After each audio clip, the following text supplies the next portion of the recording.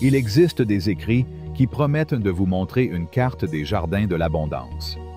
Certains dépeignent la fortune comme un être capricieux, une déesse qui danse entre les caprices des jours.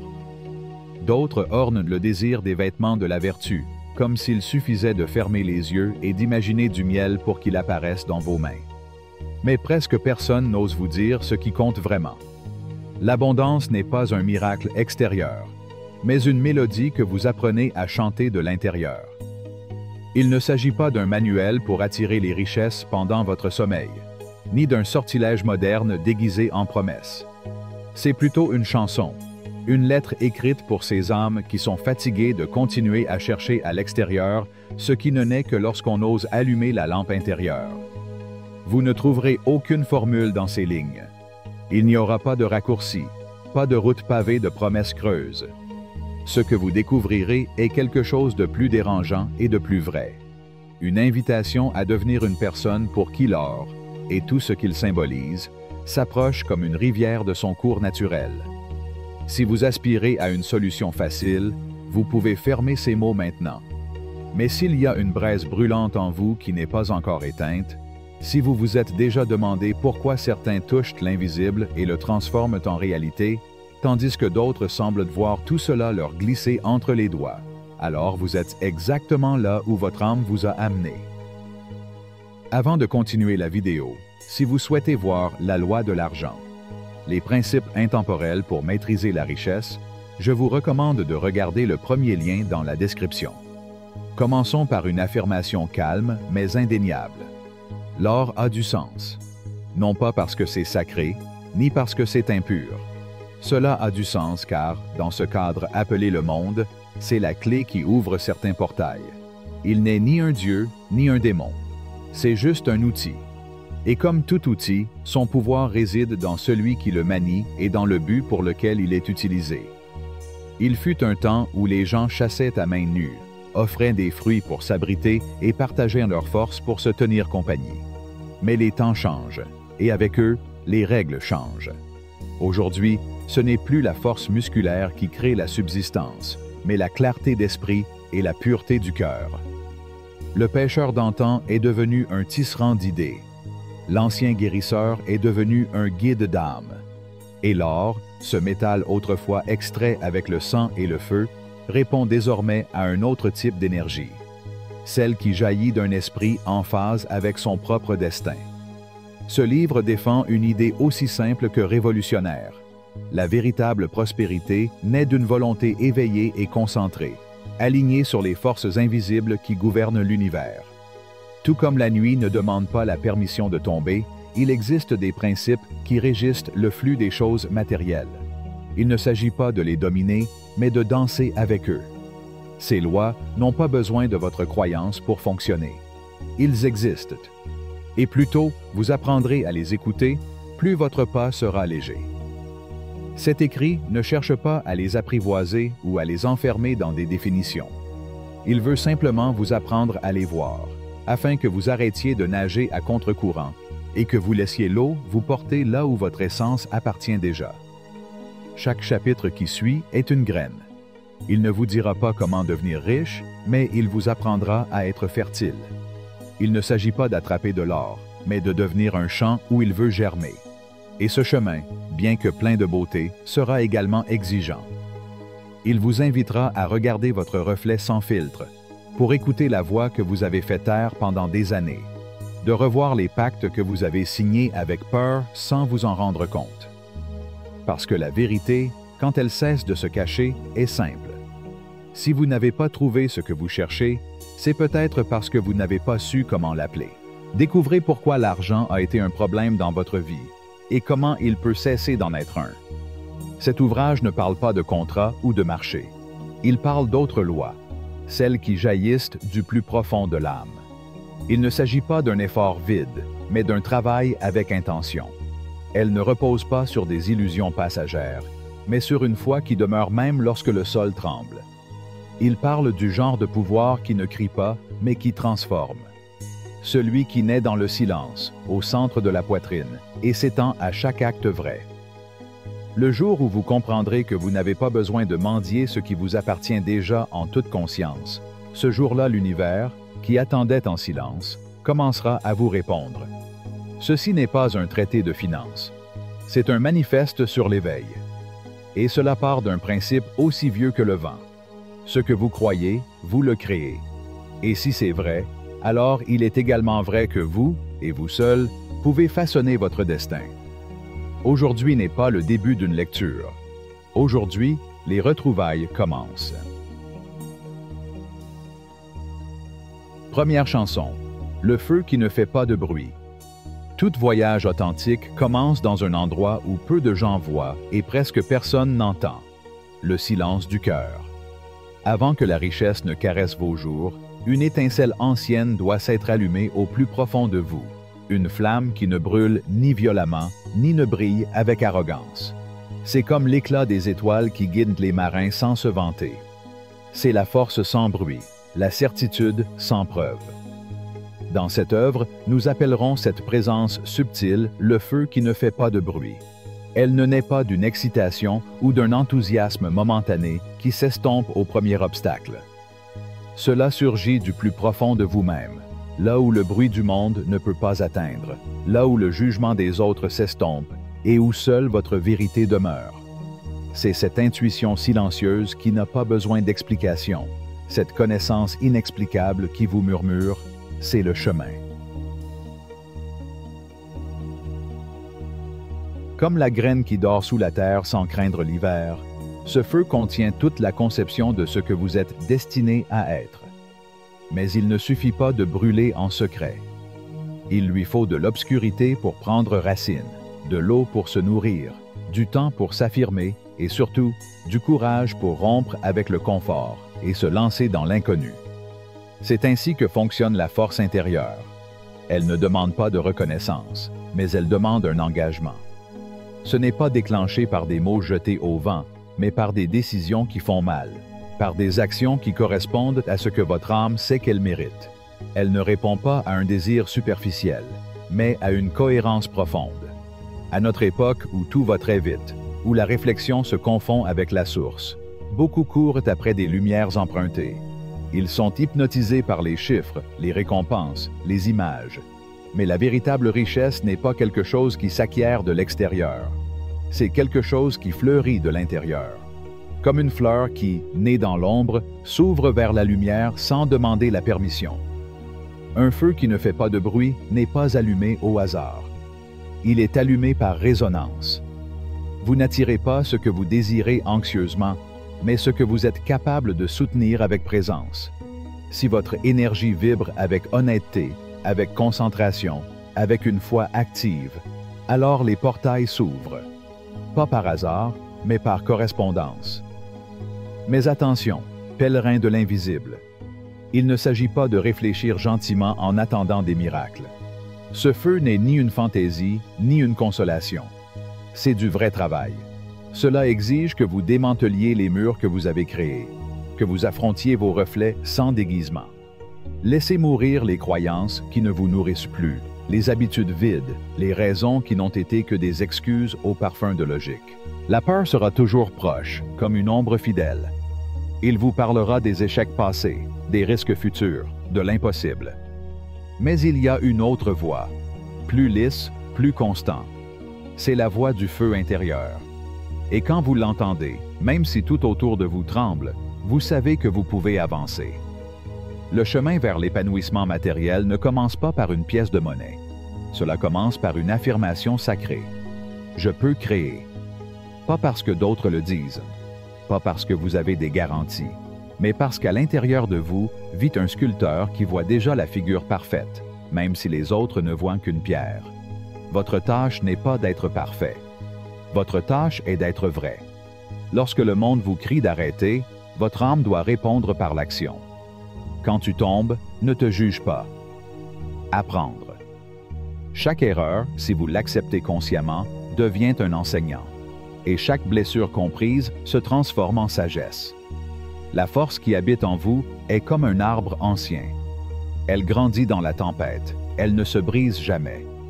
Chaque fois que vous choisissez de vous lever, l'univers l'entend. Parce que tu n'attires pas ce que tu dis vouloir. Vous attirez ce que vous êtes capable de contenir avec dignité. Et lorsque votre esprit cesse de répéter qu'il vous manque quelque chose, lorsque vous reconnaissez enfin que vous avez déjà la graine de tout ce à quoi vous aspirez, l'essentiel se produit. Vous cessez de courir après l'abondance, et elle commence à vous chercher. Car la vraie richesse n'est pas le résultat du manque, mais d'une volonté qui s'est éveillée et qui sait où elle va. Mais rappelez-vous, le feu ne marche pas pour vous. Allume-le simplement. Chaque étape est votre responsabilité. Chaque décision, une empreinte qui laisse une trace dans le temps. Le feu guide, mais c'est vous qui franchissez le seuil. Dans cette marche consciente, une loi plus ancienne que le temps se révèle. Toute réalité visible naît d'une cause invisible. Chaque résultat externe est le reflet d'une structure interne. Tout comme l'écho répond au cri, l'or répond également à votre vibration. C'est donc là le véritable commencement. Lorsque vous décidez d'être fidèle à votre force la plus profonde. Lorsque vous arrêtez d'attendre que quelque chose d'extérieur vous sauve et réalisez que vous avez toujours été le gardien de la porte. Ici, maintenant, vous choisissez d'allumer ce feu. Et quand vous le faites, vous n'êtes plus le même. Et le monde, inévitablement, ne l'est pas non plus. Deuxième chant. La danse du miroir infini. Tout ce que vous offrez revient. Ce n'est pas toujours au moment où votre impatience vous le demande. Pas toujours avec le visage que vous imaginiez. Mais il revient. Parce qu'il y a des lois qui n'ont pas besoin d'être écrites à l'encre ou proclamées à voix haute. Elles sont inscrites dans le soupir de chaque étoile, dans le souffle de la mer, dans la façon dont la vie répond. Nous appellerons cette loi ancienne la danse du miroir infini. C'est le rythme sacré qui relie le geste à la conséquence, l'intention à l'univers, l'âme à ce qui s'épanouit à l'extérieur. Chaque action qui jaillit de votre centre, lorsqu'elle naît sans masque, lorsqu'elle porte la graine du but et le parfum de la vérité, laisse une marque. Même si le monde semble endormi, même si personne ne te regarde, même si votre acte semble être une goutte d'eau dans un océan silencieux, cette empreinte commence son voyage. Et dans un coin du temps, dans une courbe de l'espace, il commence à répondre. C'est ainsi que se produit la magie silencieuse de l'univers. Ce que vous offrez aujourd'hui avec clarté et dévouement sculpte les paysages de votre avenir. Aucun acte véritable n'est perdu. Aucun geste émouvant ne se dissout dans le néant. La vie n'honore pas ceux qui ne font que désirer. Honorez ceux qui osent. Honorez ceux qui transforment leur intention en mouvement, leurs rêves en graines concrètes. Parfois, nous pensons qu'il suffit d'imaginer. Mais ce qui transforme le monde, ce n'est pas l'idée, mais le feu avec lequel cette idée s'incarne. Imaginez une voix qui appelle votre nom au sommet d'une montagne. Son voyage s'étend, puis revient, peut-être avec un écho doux, peut-être avec une nouvelle résonance. Vos actions aussi, une parole qui guérit, un choix qui brise un cycle, un abandon silencieux. Elles laissent toutes un écho. Et cet écho revient, même si vous ne savez pas quand ni comment. Mais l'univers, comme un sage ancien, ne répond pas aux gestes vides. Il n'est pas mu par une ambition déguisée. N'écoutez que ce qui est authentique. Il ne bouge qu'avec ce qui vibre en cohérence. Alors, avant d'agir, arrêtez-vous et demandez-vous, est-ce que ce que je suis sur le point de donner porte ma vérité? Est-ce le reflet de ce que je veux semer ou est-ce juste l'ombre de ce que je veux faire apparaître? Si la réponse est sincère, avancez sans crainte. Parce que la vie, même si on ne la voit pas, ouvre déjà des chemins. Peut-être que ce ne sont pas les chemins que vous aviez tracés, mais ce sont eux qui vous conduisent à ce que vous devez apprendre, vivre et recevoir. Même lorsque vous échouez, si votre acte est né de l'âme, l'univers ne le rejette pas. Parfois, l'écho revient comme une leçon, pas comme une récompense. Parfois, il répond avec un professeur déguisé en obstacle. Parce que chaque erreur vue à travers les yeux de la conscience est un cadeau. Parce que chaque tentative sincère est une graine qui peut encore germer. Si vous n'abandonnez pas. Persévérer, ce n'est pas être aveuglément têtu. Persévérer, c'est écouter, s'adapter, Peaufiner. Il s'agit de déplacer le gouvernail sans perdre le nord. Il s'agit de se rappeler que ce qui compte n'est pas le nombre de fois où vous tombez, mais le nombre de fois où vous choisissez de croire à nouveau. L'univers ne fonctionne pas par hasard. Il fonctionne par réglage. Et si ce que vous faites, ce que vous pensez et ce que vous ressentez jouent le même air, alors les forces invisibles commencent à bouger avec vous, et non contre vous. Et puis quelque chose de subtil mais puissant se produit. Lorsque votre action naît de l'amour, lorsque votre don ne cherche pas les applaudissements, lorsque votre intention porte votre signature la plus honnête, les autres le ressentent. Sans que tu dises un mot. Ils te cherchent, ils te trouvent. Une symphonie de rencontres se crée, un réseau de fils invisibles qui soutient, élève et accompagne. Et vous comprenez enfin, l'abondance n'est pas une récompense, c'est une réflexion. Ce n'est pas demandé, c'est provoqué. La danse du miroir infini ne favorise pas certains et oublie les autres. Il ne fait pas de distinction entre les noms ou les mérites superficiels. Il ne répond qu'à ceux qui s'aiment depuis les profondeurs, d'où l'on ne peut pas prétendre. Peu importe la taille du terrain. Si la graine est vraie, la pousse vient. Alors marchez en toute conscience. Chaque pas laisse un écho. Chaque mot, chaque acte, chaque intention authentique se multiplie. Et lorsque vous le comprenez avec votre cœur, et pas seulement avec votre esprit, vous vivez différemment. Tu parles différemment. Vous prenez des décisions qui non seulement profitent au présent, mais honorent l'avenir que vous ne pouvez pas encore voir. Car dans ce monde de reflets, le secret n'est pas d'attirer ce que vous désirez, mais de devenir une vibration si claire, si propre, que ce que vous désirez ne peut que vous trouver. Et puis, sans le chercher, sans le demander, l'écho revient. Toujours. Troisième chant. Le murmure qui attire le destin. Il existe une force qui n'a pas besoin d'être vue pour déplacer les fils de l'univers. Cela n'a pas de forme, mais cela laisse des traces. Il ne fait aucun bruit, mais il appelle. C'est comme le parfum d'une fleur qui n'est pas encore ouverte, comme le murmure de l'aube avant que la lumière ne touche la terre. Ceux qui ont appris à vivre avec les yeux de l'âme l'ont appelé par de nombreux noms. Ici, nous l'appellerons le murmure qui attire le destin. Ce n'est pas de la sorcellerie ou de la mode spirituelle. Ce n'est pas un slogan d'entraide, ni un espoir aveugle. C'est une loi. Non pas écrit dans la pierre, mais brodée dans les tissus invisibles de la réalité. C'est la façon dont la vie réagit lorsque votre pensée, votre émotion et votre action chantent sur le même ton. Cet appel, silencieux mais puissant, naît de l'intérieur. Dans ce coin intime où les pensées cessent d'être des mots et deviennent des pulsations. Chaque pensée que vous choisissez de conserver, chaque émotion que vous choisissez de cultiver, émet une fréquence. Et cette fréquence n'est pas perdue, elle résonne. Ce que vous pensez, si vous le maintenez sincèrement, devient une note de musique. Une note qui convoque, qui invite, qui attire. Lorsque cette musique intérieure vibre clairement, le monde commence à danser avec elle. Pas par magie, mais par résonance. Parce que la vie, dans sa sagesse, ne répond pas aux cris désespérés, ni aux désirs déguisés en urgence. La vie répond à la clarté, à la cohérence, à la vibration propre de quelqu'un qui a compris que vous n'attirez pas ce que vous voulez, mais ce que vous êtes. Si une foi sereine habite en vous, non pas une foi de mots, mais de certitude ressentie, alors les pièces commencent à se mettre en place. Pas toujours comme vous l'espérez, mais comme vous en avez besoin. Une conversation informelle qui révèle une porte. Une idée qui traverse comme un éclair et devient un chemin. Une présence qui arrive juste au moment où votre esprit la demande sans le dire. Mais si ce que vous entretenez dans votre esprit est du brouillard, de la peur ou de la pénurie, cette même force se disperse. Non pas parce qu'il vous punit, mais parce qu'il ne peut pas travailler là où il n'y a pas de direction. Le doute brouille le signal.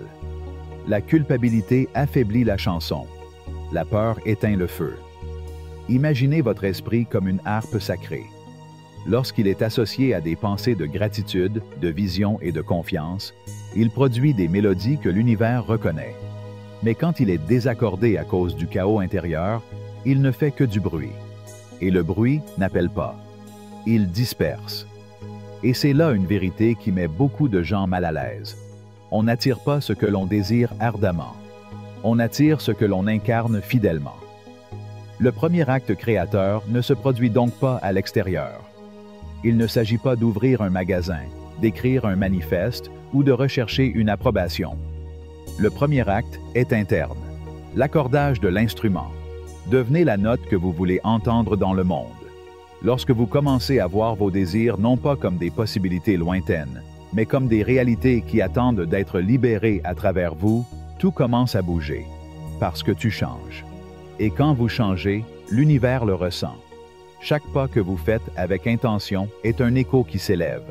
Et la vie, qui n'a jamais cessé de vous regarder, commence à répondre comme si elle murmurait « Maintenant, oui, je vous reconnais ».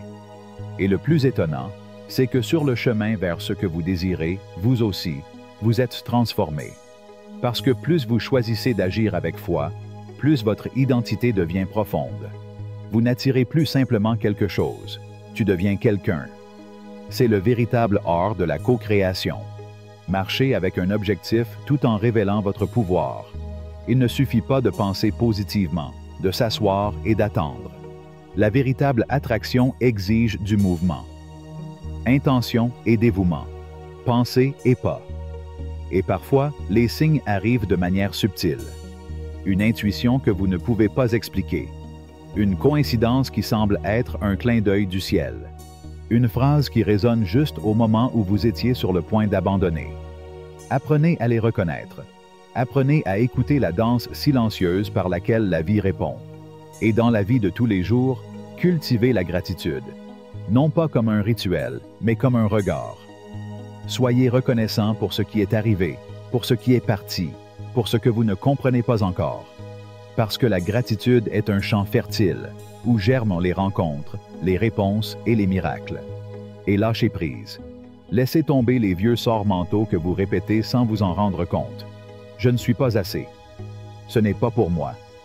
C'est trop tard. Ces phrases ne sont pas vraies. Ce sont des cages. Et tu es le seul à avoir la clé. Parce que le destin ne répond pas à votre histoire ancienne. Répondez à votre vibration actuelle.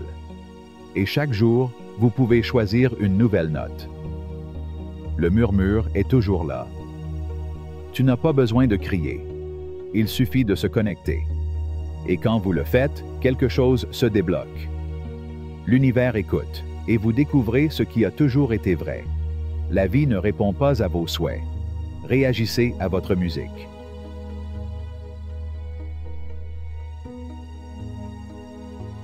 Quatrième chanson. L'étoile qui ne s'éteint jamais. Aucun sommet n'a été atteint à pied sans avoir d'abord été touché par un rêve. Chaque geste qui a marqué l'histoire, chaque création qui a défié le temps, a commencé comme une vision intime. Une image persistante qui brûlait silencieusement, comme un feu sacré qui refuse de s'éteindre. Cette vision n'était pas un caprice. On l'appelait. C'était un but. Le véritable objectif ne crie pas et ne s'impose pas. On n'improvise pas comme on lance une pièce. Cela arrive comme une douce brise qui, invisible, commence à pousser votre vie dans une direction. C'est comme une étoile qui, même les nuits sans lune, continue de pointer vers le nord. Lorsque cette étoile s'allume en vous, tout commence à se mettre en place. Les décisions qui vous paralysaient autrefois deviennent claires. Des actions qui semblaient dispersées commencent à former un chemin.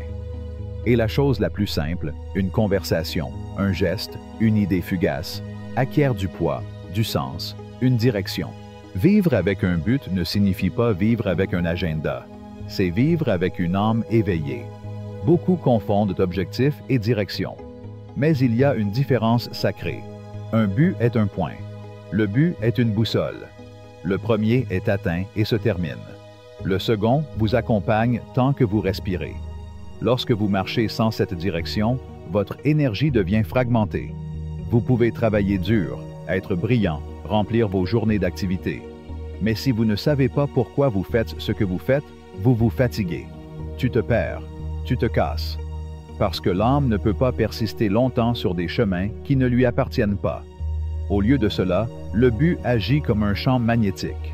Attirez ce qui résonne en vous et filtrez ce qui ne résonne pas. C'est le phare au milieu de la tempête. Il n'arrête pas les vagues, mais il vous empêche de vous noyer dedans. Avec cette lumière allumée, vous pouvez faire de meilleurs choix. Vous dites « oui » avec votre cœur et « non » sans culpabilité. Parce que tu sais où tu vas, et ça suffit. Mais trouver ce but ne consiste pas à lire un livre ou à répéter des affirmations. C'est un voyage intérieur, un acte de profonde honnêteté. Vous devez vous asseoir avec vous-même et vous demander « Que ferais-je même si personne ne me regardait? Que puis-je offrir qui porte mon empreinte la plus pure? Quel rêve me soutient même quand tout semble s'effondrer? » Les réponses ne viennent pas toujours comme l'éclair. Parfois, ils se révèlent comme une pluie douce qui mouille lentement. Mais quand ils commencent à parler, vous ne pouvez pas les ignorer. Parce que lorsque vous reconnaissez votre vocation, vous ne pouvez plus vivre endormi. Ensuite, vous tracez un chemin. Non pas pour impressionner le monde, mais pour vous honorer. Vous n'avez pas besoin que ce soit génial dès le premier jour. Ce qui compte, c'est que ce soit vrai. Puissiez-vous le construire étape par étape, avec la patience de quelqu'un qui sait qu'il sème quelque chose d'éternel. Chaque action concrète que vous entreprenez au nom de votre objectif devient un signal. C'est comme placer des pierres solides sur un chemin autrefois brumeux. Chaque petite réussite, aussi petite soit-elle, est un message de l'univers. Continuez. Vous créez avec du sens. Et ainsi, ce qui était autrefois une graine devient une fleur. Ce qui était un rêve devient chair. Ce qui semblait lointain commence à marcher vers vous. Le but n'a pas besoin de crier. Il a juste besoin que tu le suives. Et lorsque vous le faites, vous découvrez qu'il n'y a pas de plus grande abondance que de vivre une vie en accord avec qui vous avez été appelé à être. 5e chant. Le feu qui ne se rend pas. Lorsque vous savez où vous allez, lorsque la vision s'est révélée comme une promesse entre vous et votre âme, alors commence la partie la plus exigeante du voyage, la marche. La clarté est une torche. Mais cela ne sert à rien s'il n'y a personne pour le porter, parce qu'il ne suffit pas de voir la destination. Il faut avancer vers cela. Nous devons décider, chaque jour, que la lumière ne sera pas seulement contemplée, mais suivie. Et pour cela, il faut plus que du simple désir. Il faut de la volonté. Pas la volonté qui crie pour être reconnue. Pas cette force qui s'épuise au premier revers. Je parle d'un autre type de flamme, silencieuse, mais persistante. Celui qui ne brûle pas pour briller, mais pour soutenir. Celle qui ne s'éteint pas quand le vent arrive, mais s'allume avec encore plus de raison.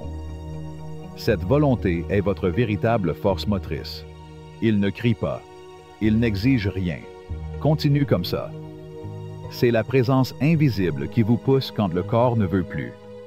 C'est la voix intérieure qui dit « encore un », alors que tout le monde s'est déjà arrêté. C'est comme la rivière qui, sans crier sur le rocher, le transforme. Non pas à cause de sa force immédiate, mais à cause de sa constance sacrée. La véritable volonté ne naît pas d'une émotion passagère. Elle ne se forge pas en discours ou en journée d'inspiration. Cela naît dans le quotidien. Dans les moments où personne ne vous voit. Dans les décisions qui semblent petites, mais qui soutiennent votre chemin lorsque tout le reste vacille. Elle se cultive dans les habitudes que vous choisissez de répéter, même lorsque vous ne voyez pas de résultats. Dans les engagements que vous tenez, même si personne ne les applaudit. Dans les sacrifices silencieux que vous faites pour un rêve que vous seul pouvez voir. Et dans un monde accro à l'immédiat, la volonté est un acte de rébellion sacrée, parce qu'il vous demande de dire non à ce qui divertit, pour dire oui à ce qui construit. Que vous choisissiez le silence plutôt que le bruit, un pas ferme plutôt qu'un saut vide, une graine plutôt qu'un applaudissement. Lorsque vous parvenez à semer cette force en vous-même, quelque chose change. Votre esprit devient un refuge. Les doutes peuvent frapper à la porte, mais ils n'entrent pas. Les excuses peuvent vous chuchoter, mais elles ne règnent plus. Cela dit, ne vous attendez pas à des chemins droits. Tu vas trébucher. Tu vas te fatiguer. Il y aura des jours gris, des jours où vous oublierez pourquoi vous avez commencé. Mais si la volonté a pris racine, chaque chute fera partie du rythme. Chaque erreur est une pierre qui ne vous arrête pas, mais vous enseigne. Et à chaque pas soutenu, votre confiance devient calme. Non pas parce que le monde vous célèbre, mais parce que vous savez ce que cela coûte de ne pas abandonner. Vous avez vu votre propre force de l'intérieur et vous n'avez plus besoin de preuves extérieures pour croire. Mais ne confondez pas volonté et entêtement. La vraie volonté n'est pas la rigidité, c'est la sagesse en mouvement. Il s'agit de savoir quand ajuster le cap, quand se reposer sans abandonner, quand s'arrêter non pas à cause d'une défaite, mais à cause d'une stratégie. Parce qu'avancer ne signifie pas toujours aller vite. Parfois, avancer, c'est maintenir le rythme alors que tout en vous veut reculer. Chaque action soutenue par cette flamme intérieure vous rapproche non seulement de vos objectifs. Cela fait de vous quelqu'un qui peut les retenir quand ils arrivent. Parce qu'il ne s'agit pas seulement d'atteindre le succès, mais de devenir quelqu'un qui peut l'habiter sans s'effondrer. Le monde est plein de rêveurs. Ce dont vous avez besoin, ce sont des gardiens du feu. Des gens qui, même sans garantie, décident d'avancer. Ils construisent pendant que d'autres dorment. Ils portent en eux cette force invisible mais invincible, le feu qui ne s'éteint jamais. Et si vous lisez ceci, peut-être que ce feu vit déjà en vous. Il suffit de le nourrir. Et continue. 6e chant. Le murmure du oui intérieur. Il y a une voix qui vit au plus profond de vous. Il n'élève pas la voix. Elle ne rivalise pas avec le bruit des jours, ni avec les opinions qui cherchent à s'imposer comme des vérités. Mais c'est là. Cela a toujours été le cas, comme un feu doux qui refuse de s'éteindre. Chaque fois que vous choisissez de vous regarder avec respect, lorsque vous faites un pas avec foi, même lorsque le sol tremble, cette voix s'élève un peu plus haut. Se remettre en forme. Cela devient audible. Cela devient le vôtre. Cette voix n'est pas de l'arrogance. Ce n'est pas de la vanité déguisée. C'est un peu plus propre, plus profond. C'est la confiance qui naît lorsque vous reconnaissez que ce que vous portez à l'intérieur n'est pas un accident, ni une promesse vide. C'est une graine sacrée. La voix du « oui » intérieur n'attend pas d'autorisation. Il ne demande pas de validation externe. C'est un acte silencieux de souveraineté. Dire « oui » à sa propre valeur, même lorsque personne d'autre ne la voit encore. C'est déclarer, devant la vie, que vous n'attendrez pas de vous sentir complètement prêt à bouger, que vous ne remettez pas à plus tard votre destin par peur de ne pas correspondre au moule des autres. Imaginez que vous vous tenez au bord d'un abîme invisible. De l'autre côté, vos rêves fleurissent comme un paysage doré. Mais entre vous et eux se trouve un pont qui reste à construire, fait de doutes, de peurs et de vieilles cicatrices. Cette voix, celle qui dit « oui », est la première pierre que vous posez sur ce pont. Tu n'as pas besoin d'elle. Il vous faut juste une décision. La confiance, lorsqu'elle est vraie, ne transforme pas d'abord les circonstances. Elle transforme la façon dont vous les voyez. Là où d'autres voient des limites, vous verrez une invitation. Là où le monde offre des obstacles, vous lirez des défis. Et chaque défi sera un pas de plus vers la version de vous qui existe déjà en potentiel. Mais cette voix ne devient pas plus forte d'elle-même. C'est cultivé, avec des actes, avec courage, par petits pas qui, l'un après l'autre, disent « Je suis là et j'en suis capable ». Chaque fois que vous choisissez de ne pas fuir la peur, cette voix grandit. Chaque fois que vous faites quelque chose d'inconfortable mais d'édifiant, la voix devient racine.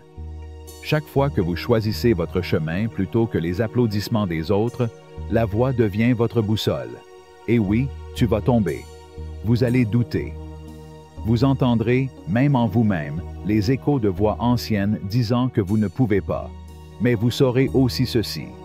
Chaque fois que vous vous levez avec dignité, cette voix, celle qui ne vous a jamais quitté, devient plus forte que les autres. La vraie confiance ne vous isole pas. Cela vous connecte. Cela vous permet de recevoir des conseils sans vous sentir petit. Cela permet de briller sans rebuter personne. Et quelque chose de subtil mais puissant se produit lorsque vous marchez avec cette certitude calme. Les autres le ressentent. Votre pas ferme appelle. Votre foi inspire. Et la lumière que tu as allumée dans ta poitrine commence à éclairer les chemins de ceux qui marchent à tes côtés. La vraie confiance n'est pas l'individualisme, c'est la contagion. Votre « oui » intérieur devient un miroir pour les autres. Et puis vous découvrez que l'écho de votre courage peut être le début de l'éveil dans de nombreuses âmes, parce que votre histoire, vécue avec vérité, devient un pont. Alors prenez soin de cette voix. Protégez-la du bruit de la hâte. Encouragez-la dans chaque décision courageuse. N'attendez pas d'avoir toutes les réponses. Faites le pas, et le chemin commencera à se révéler. Et quand le doute revient, car il revient toujours, habillé de logique, de prudence et d'amour incompris, regardez-le avec tendresse et répondez avec feu. Je sais qui je suis. Tu es le seul à pouvoir dire non à toi-même. Et donc, vous êtes aussi le seul à pouvoir vous donner le « oui » dont vous avez besoin. Chaque fois que vous faites cela, vous allumez une torche au milieu de la forêt. Et même si vous ne voyez pas la fin, la prochaine étape ne sera plus sombre, parce que chaque création, chaque grandeur, chaque miracle commence ainsi, avec une voix intérieure qui ose dire « Oui, je peux ». Chant de sept. Là où la foi attend et où l'âme marche. Avant qu'une pousse ne perce la terre, la certitude du soleil bat déjà en elle. Ce n'est pas un désir passager, ni une envie ardente. C'est une sagesse ancienne, gravée dans l'invisible. C'est le murmure de la création qui dit « Tu es né pour t'épanouir ». Les sages des anciennes voix ne l'appelaient pas espoir. Ils l'appelaient la vision enracinée. Une foi sans cri, qui vit dans le cœur de ceux qui non seulement rêvent, mais s'aiment aussi. Ce n'est pas un optimisme sans fondement. C'est une connaissance profonde. Tout ce qui est vraiment recherché a déjà commencé à vous chercher également. Cette foi n'est pas alimentée par la précipitation. Elle se nourrit de l'engagement silencieux envers ce que vous ne voyez pas encore, mais que vous ressentez déjà comme vôtre. Ceux qui marchent avec cette foi n'ont pas besoin de signes immédiats. Ils savent que l'univers a son rythme et que tout ce qui est authentique a besoin de silence pour germer. La foi vivante ne paralyse pas. Aiguisez vos pas. C'est la lampe de poche qui reste allumée quand tout semble sombre. C'est regarder la terre nue et décider quand même d'arroser. Mais il y a un gardien qui l'accompagne, sa sœur jumelle, la force qui construit des ponts là où d'autres ne voient que des abîmes. C'est ce qu'on appelle la constance de l'âme. Persévérer est l'art le plus pur de l'amour. Il ne s'agit pas de rester immobile. Il se déplace avec détermination même lorsque le vent tourne. C'est frapper 1000 fois à la même porte, non pas par obsession, mais parce que l'on sait, au fond de soi, que l'une d'elles s'ouvrira. Et ce sera la bonne. Persévérer ne signifie pas répéter la même chose et s'attendre à des résultats différents. Cela signifie grandir à chaque tentative. Cela signifie que chaque faux pas est une conversation intime entre vous et votre objectif, où la vie vous demande. À quel point le veux-tu vraiment? Êtes-vous prêt à devenir quelqu'un qui peut soutenir ce que votre cœur désire? Lorsque la vraie foi rencontre la vraie persévérance, quelque chose dans le monde change. Ce qui est loin se rapproche. La confusion devient organisée, pas par magie, pas par chance, mais parce que vous parlez enfin le langage de l'univers, le langage de la cohérence. Et l'univers, bien qu'il semble souvent silencieux, écoute clairement ceux qui n'abandonnent pas. Mais ces réponses ne sont pas toujours accompagnées d'applaudissements. Parfois, leur réponse est une chute qui vous rend plus sage, ou un détour qui vous protège d'un faux raccourci. Parce que tout ce qui se passe sur ce chemin fait partie de la musique.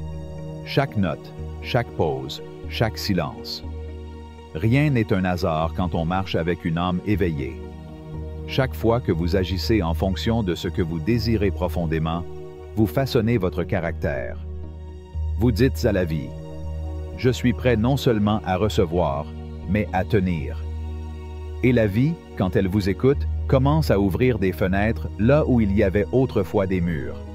Persister, c'est arroser sans voir de pouce. C'est croire au temps, même lorsque le calendrier semble vide. Il regarde le ciel gris et prépare encore la récolte. Parce que le véritable miracle ne se produit pas lorsque vous réussissez quelque chose. Cela arrive quand, au milieu de l'inconnu, vous décidez de continuer. C'est la différence entre celui qui désire et celui qui construit. Le constructeur n'a pas besoin de certitude, il a juste besoin d'avancer. Et ainsi, petit à petit, ce qui vivait auparavant seulement dans l'âme se manifeste. Pas par hasard. Pas par hasard, mais par une loi plus profonde. Celle qui répond à ceux qui attendent avec un cœur ouvert et marchent avec une âme éveillée. La grande récompense ne se limite pas à ce que vous accomplissez. C'est ce que vous devenez à mesure que vous avancez. La vision soutenue dans le temps devient un temple. La foi constante devient le chemin. Et vous, qui n'avez pas arrêté, faites déjà partie du miracle. Là où la foi espère et où l'âme marche, là fleurit le destin. On nourrit le rêve, l'autre le construit, et ensemble, ils vous poussent vers ce jardin secret qui n'était autrefois qu'une image et qui commence maintenant à fleurir avec votre nom. Rappelez-vous ceci, la grandeur ne se révèle pas en un instant, c'est écrit par étapes. Et vous, qui continuez d'avancer, faites déjà partie de cette éternité qui est écrite dans le présent. Si vous êtes arrivé jusqu'ici, c'est parce que vous souhaitez en savoir plus sur la loi de l'argent, les principes intemporels pour maîtriser la richesse. Si c'est le cas, je vous recommande de regarder le premier lien dans la description. Chant 8. Le jardin qui pousse dans l'esprit. Avant qu'un arbre n'élève ses branches vers le ciel, il doit trouver des racines dans un sol propice. Et avant qu'une vie puisse s'épanouir dans ses rêves, elle a besoin d'un espace intérieur où ses rêves peuvent prendre racine. Cet espace s'appelle l'attitude. Ce n'est pas un geste, ni une position passagère face à l'adversité. C'est la terre fertile où germe tout ce qui deviendra. C'est le climat invisible qui régit vos décisions, l'atmosphère à travers laquelle vous percevez le monde. C'est ainsi, sans que vous vous en rendiez compte, que vos pensées sculptent votre matinée. Alors que beaucoup se tournent vers le monde extérieur pour trouver des formules qui promettent de transformer leur destin, certains découvrent que le seul véritable point de départ est à l'intérieur. Que la façon dont vous choisissez de regarder ce qui vous entoure façonne ce qui viendra. Que la façon dont tu te parles peut être un vent qui pousse ou une pierre qui arrête. L'attitude n'est pas une émotion qui va et vient. C'est une graine vivante qui, si vous en prenez soin, transforme tout le paysage de votre existence. Imaginez que vous marchez sur un vaste terrain. Chaque pensée que vous choisissez est une graine. Des pensées de clarté, de détermination, de gratitude et de compassion arrosent ce sol et font pousser des chemins remplis de sens. Mais si vous le remplissez de plaintes, de peur, de comparaison ou de résignation, ce même sol devient hostile. Non pas parce que le monde vous punit, mais parce que votre jardin intérieur ne peut plus fleurir parmi les épines que vous avez vous-même plantées. L'attitude est donc ce langage secret avec lequel vous façonnez votre avenir. Le véritable optimisme n'est pas de la naïveté. Il ne s'agit pas de nier ce qui est difficile, ni de dissimuler ce qui est douloureux.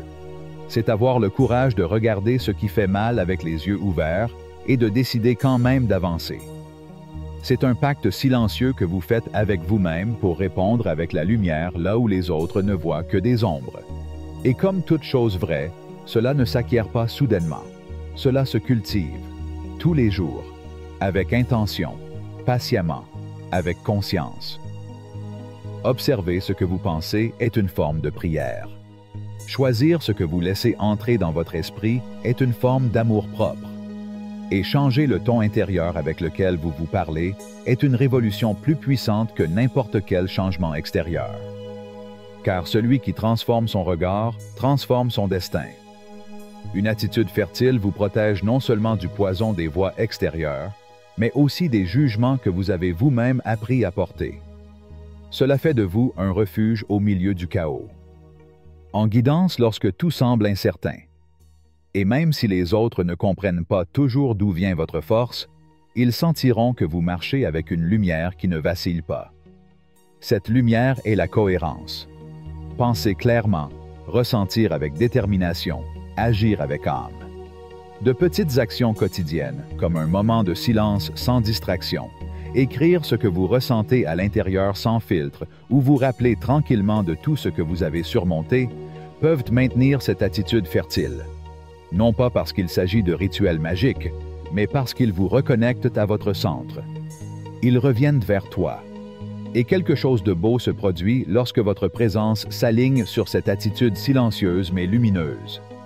Vous commencez à influencer sans rien dire. Vous inspirez sans le planifier. Votre façon de regarder est contagieuse. Votre choix suscite des questions chez votre entourage. Et puis vous comprenez que vous n'avez pas besoin de crier pour être entendu. Ce véritable changement ne s'impose pas. Il s'incarne. Parce que le monde, finalement, n'a plus besoin de discours sur la transformation. Il faut des témoins vivants. Des gens qui, lorsqu'ils parlent, semblent dire la vérité. Qu'en agissant, ils laissent une trace propre, honnête et transformatrice. Lorsque votre attitude est en harmonie avec vos valeurs, chaque pas devient une déclaration silencieuse de possibilités. Et lorsque ce terrain intérieur est prêt, il est temps d'agir. Mais pas n'importe comment, ni par hâte, ni par peur. Nous agissons à partir de la présence, d'une intelligence profonde qui ne s'apprend pas dans les livres, mais dont on se souvient depuis l'âme. C'est cela l'intelligence sacrée, celle qui naît lorsque l'esprit, le cœur et l'âme marchent vers le même horizon. 9e chant, le mouvement qui honore la vision. La pensée allume l'étincelle, l'attitude maintient la flamme vivante. Mais c'est le mouvement conscient qui transforme le feu en lumière, le désir en forme, la vision en expérience vécue. Penser inspire, imaginer commande, mais seul l'acte éveillé peut donner vie au miracle. Il ne s'agit pas de bouger par habitude ou de remplir vos journées d'activités vides. Le véritable art consiste à agir avec sagesse, à honorer chaque étape comme si elle faisait partie d'une danse sacrée entre ce que vous ressentez et ce que vous choisissez de faire. Toutes les actions ne transforment pas, seulement ce qui naît d'un esprit clair, d'un cœur serein et d'une âme à l'écoute. Nous appelons ici ce genre de mouvement la création intelligente, parce qu'il ne suffit pas de faire. Il faut savoir quand, comment et d'où. L'action sage est un pont. Elle unit l'invisible au tangible, ce qui n'existe pas encore à ce qui sera bientôt. C'est le moment où l'intangible franchit le seuil de la pensée et prend forme. Quand l'intention quitte le domaine des idées et devient conséquence, direction, impact. Imaginez un sculpteur devant du marbre. Il ne frappe pas par instinct. Il ne cherche pas à combler le silence par du bruit. Chaque coup a un but. Chaque pose a de la valeur. Son mouvement n'est pas une frénésie, c'est de l'art. Ainsi doit être votre marche. Ce n'est pas une question de vitesse, c'est une question de précision. Ce n'est pas une question de combien de fois vous le faites, mais de combien de fois vous le faites correctement. Dans un monde qui récompense la hâte, agir en toute conscience est une forme de liberté intérieure. C'est avoir le courage d'ignorer l'urgent pour s'occuper de l'important. C'est savoir reconnaître le moment exact où la graine peut toucher la terre, et aussi le moment sacré où elle doit rester entre vos mains un peu plus longtemps.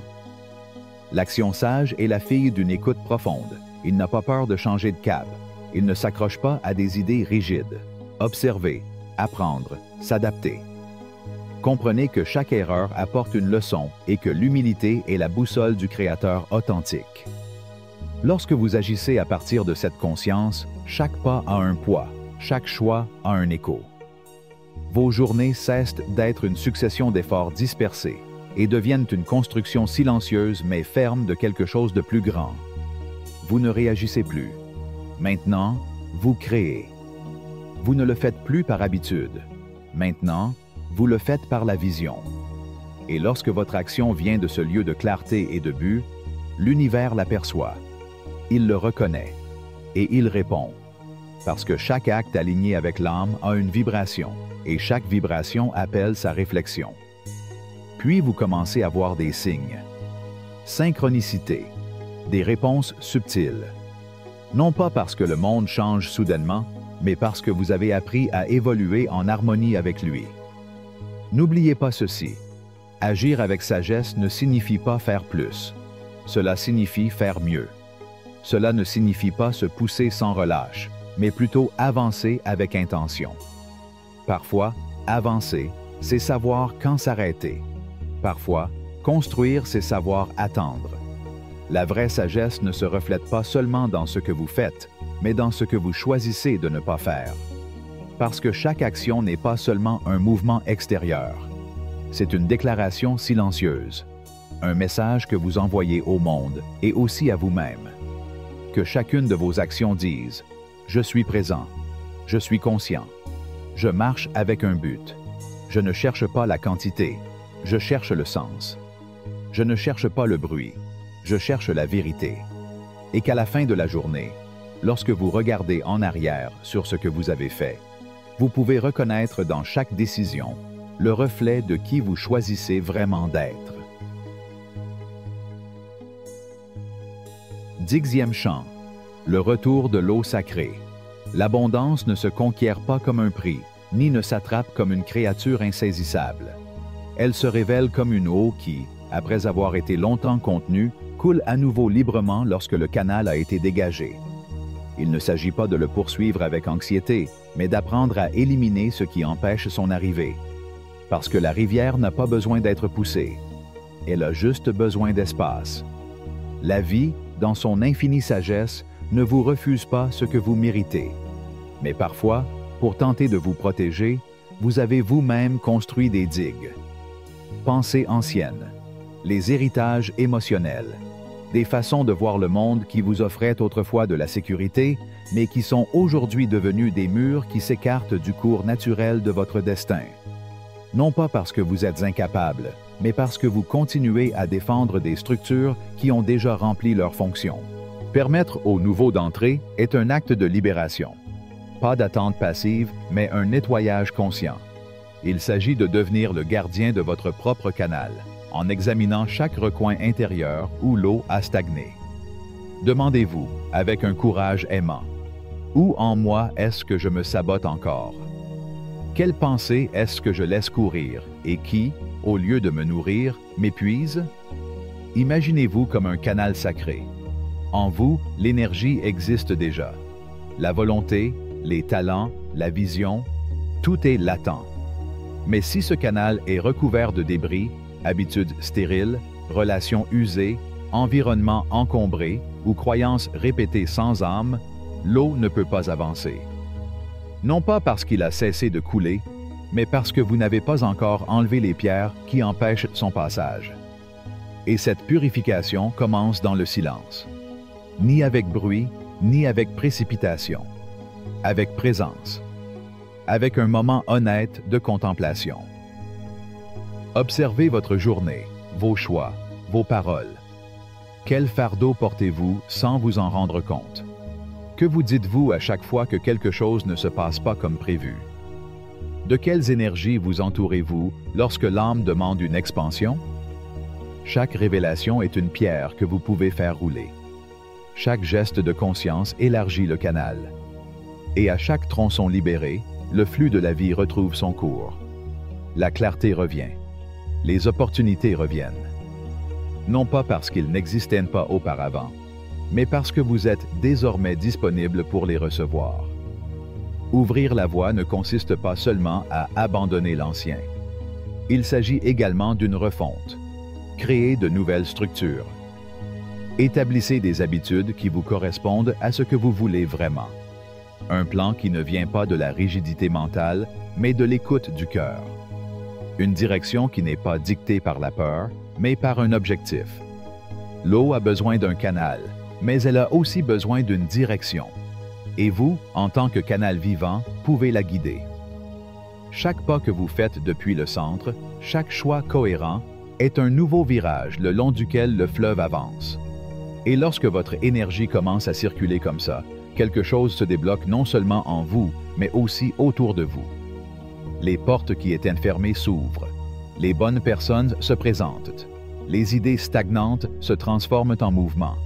Mais ce travail ne se fait pas une seule fois. Le canal nécessite un entretien constant. La vie bouge, et vous aussi. Parfois, sans vous en rendre compte, vous accumulez à nouveau des branches, de la saleté, des débris. Alors, regardez à nouveau, nettoyez à nouveau. Faites de votre intérieur un espace disponible pour ce qui demande à arriver. Et s'il y a des moments où vous ne voyez pas clairement, laissez les autres vous aider. Parfois, une conversation révélatrice ou un regard honnête peuvent vous montrer l'obstacle que vous ne vouliez pas voir. L'abondance voyage également sous la forme d'un miroir. Vous n'êtes pas seul dans ce voyage. Ouvrir la voie n'est pas une demande, c'est une déclaration. C'est dire à l'univers, par des actes et non par des mots. Je suis prêt. J'ai déblayé le terrain. J'ai laissé derrière moi ce qui ne me sert plus. Et maintenant, je suis prêt à recevoir ce qui a toujours été mien. Parce que lorsque la rivière retrouve son cours, personne ne peut l'arrêter. Laissez-vous porter par la force de l'inévitable et tuez cette rivière. Née pour bouger, pour avancer, pour irriguer la terre avec ce que vous portez en vous. L'abondance n'est pas une récompense. C'est une conséquence naturelle de l'être qui a appris à vivre lucidement.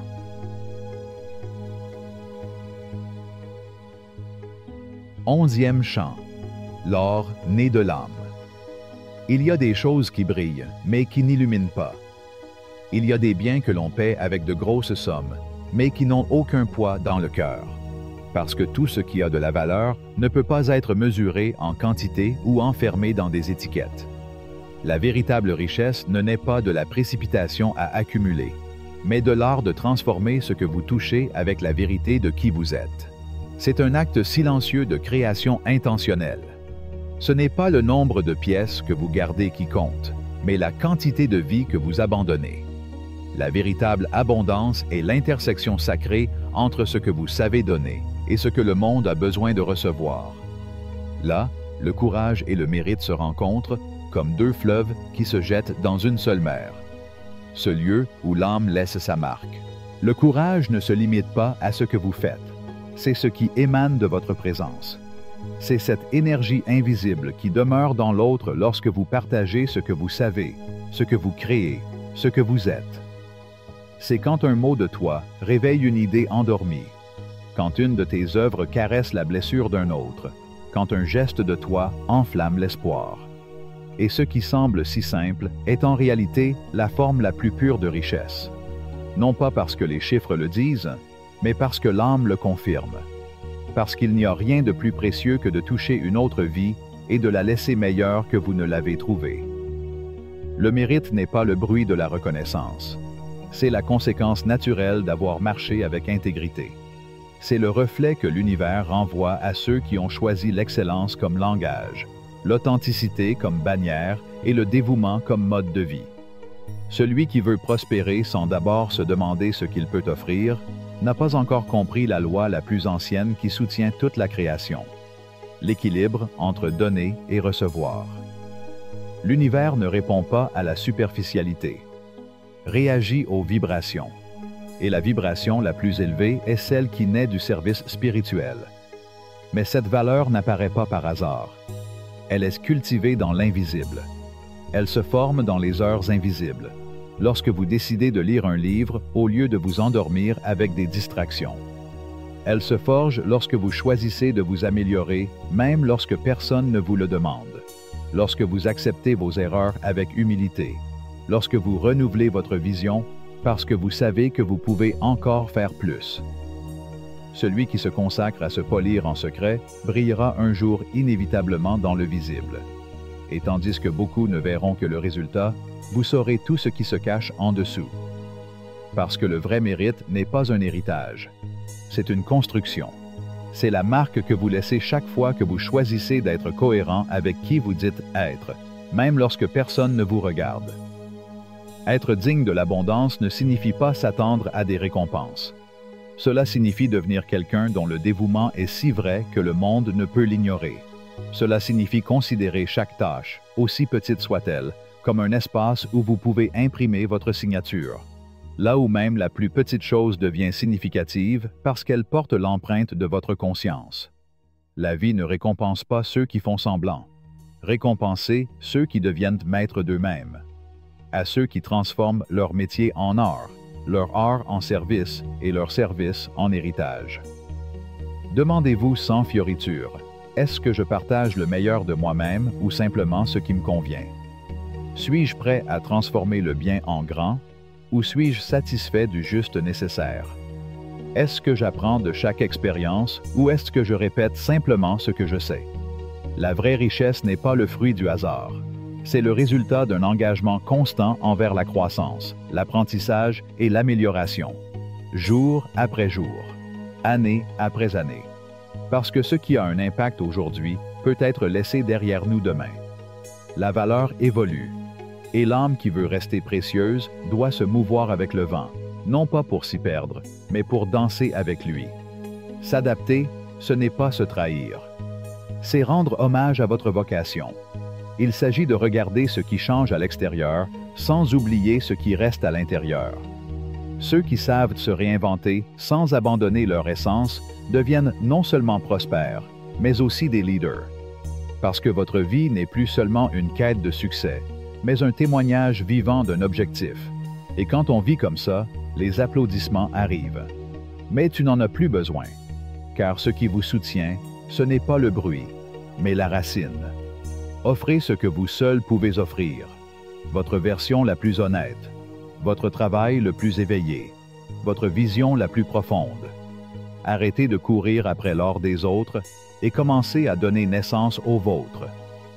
Pas celui qui fond avec le temps, mais celui qui touche l'âme et reste. Et alors la vie, dans son intelligence infinie, vous rendra ce que vous avez donné à l'appel. Non pas parce que vous l'exigez, mais parce que vous l'avez incarné. 12e chant. Le jardin invisible du futur. Tout ce que vous possédez ne vous rend pas plus riche. Tout ce que vous donnez ne rapporte pas. Car il y a des biens qui pèsent, mais ne nourrissent pas, et il y a des efforts qui épuisent sans laisser de racines. La véritable richesse ne se trouve pas uniquement dans ce que vous tenez entre vos mains, mais dans ce que vous choisissez de cultiver avec ce que vous avez accumulé dans votre âme. C'est la somme sacrée de votre énergie, de votre intention, de votre histoire et de votre foi. C'est là votre véritable capital. Non seulement ce que le monde peut compter, mais ce que votre esprit a appris à générer. Et ce capital, s'il est laissé dans l'oubli, perd de sa force. Il se fane comme un champ que personne ne visite. Mais si elle est honorée par la vision, si elle est semée avec sagesse, elle peut s'épanouir en quelque chose de bien plus grand que vous. Investir ne consiste donc pas simplement à allouer des ressources en espérant des résultats. C'est un acte de connexion profonde avec ce qui vous fait bouger. C'est lire les stations de l'âme. Il s'agit d'identifier le terrain qui résonne avec votre objectif et de décider de planter, non pas par impulsion, mais en dehors de l'alignement. Chaque investissement, qu'il soit de temps, d'énergie, de ressources ou d'amour, est comme une graine. Et comme toute graine, elle nécessite soin, contexte et patience. Elles ne germent pas toutes à la même vitesse. Tout le monde ne fleurit pas sous le même soleil. Certains se reposent longtemps dans la terre avant d'oser naître. D'autres poussent rapidement, mais demandent de la persévérance pour ne pas se casser. Savoir quoi planter, quand et où, est un art qui requiert de la sensibilité plutôt que de la précipitation. Votre capital, bien géré, est comme l'eau qui coule dans une vallée. Si elle se disperse sans canal, elle se perd en évaporation. Mais si elle est guidée avec intention, elle peut nourrir des villages entiers. Alors, avant d'agir, arrêtez-vous. Regardez avec les yeux d'un semeur. Écoutez avec votre oreille interne. Sentez si ce que vous vous apprêtez à entreprendre vient de votre vérité la plus profonde ou si cela ne répond qu'à un besoin de l'ego ou à une mode déguisée en opportunité.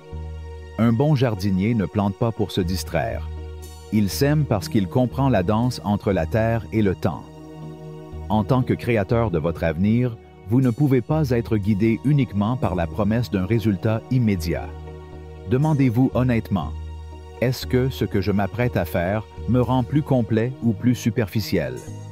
Est-ce que cela multiplie ce que je suis ou est-ce que cela décore simplement mon apparence?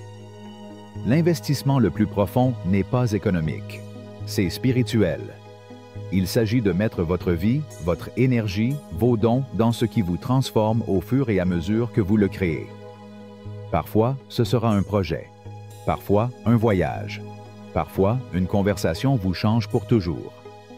Tout peut être semé si vous le faites avec sincérité. Et oui, il y aura toujours un risque. Parce qu'aucune graine n'est accompagnée d'une garantie.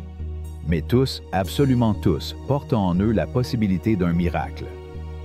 Voici l'une des vertus les plus oubliées dans un monde d'immédiateté, la patience fertile. Ceux qui sèment avec âme comprennent que le vrai fruit a besoin d'espace, de lumière, d'ombre et d'attente. Que tout ce qui a de la valeur ne se résume pas à un succès visible. Parfois, ce qui émerge est une compréhension que vous n'aviez pas auparavant. Parfois, le retour n'est pas l'abondance matérielle, mais une version plus profonde de vous-même. Alors ne mettez pas tout votre espoir dans une seule fleur. Diversifiez vos plantations. Le monde est vaste, et votre âme aussi. Investissez de différentes manières pour grandir, dans des projets qui vous inspirent, dans des connaissances qui élargissent vos horizons, dans des connexions qui vous élèvent. Certaines cultures porteront des fruits qui nourriront de nombreuses personnes. D'autres vous donneront des leçons qui nourriront votre sagesse. Les deux sont nécessaires, parce que grandir n'est pas linéaire, c'est circulaire, c'est naturel, il est humain. Et n'arrêtez jamais d'apprendre, parce que la terre change, le temps change, les saisons deviennent désordonnées. Ce qui était fertile hier peut devenir stérile demain si vous ne le vérifiez pas. L'art d'investir implique aussi du détachement. Savoir quand lâcher prise sur une terre qui ne donne plus. Savoir quand migrer vers un nouveau domaine, sans oublier ses racines. Car la richesse la plus durable n'est pas celle qui s'accumule en silence. C'est celui qui transforme, celui qui circule, ce qui, multiplié, améliore non seulement votre existence, mais celle de tous ceux qui boivent à votre source. Votre véritable héritage ne sera pas ce que vous avez possédé, mais ce que vous avez cultivé avec ce que vous avez su recevoir. Investissez comme quelqu'un qui prie, avec intention, avec révérence, avec humilité. Plantez en sachant qu'il y a des choses qui germeront sans que vous soyez là pour les voir. Car semer consciemment ne s'attend pas toujours à une récolte immédiate. Il fait confiance au temps, il fait confiance au processus. Ayez confiance que ce qui est arrosé d'âme fleurit. Et n'oubliez pas, le jardin dont vous prenez soin avec amour finit par devenir un paysage sacré pour les autres. Et cela, plus que la richesse, c'est l'éternité.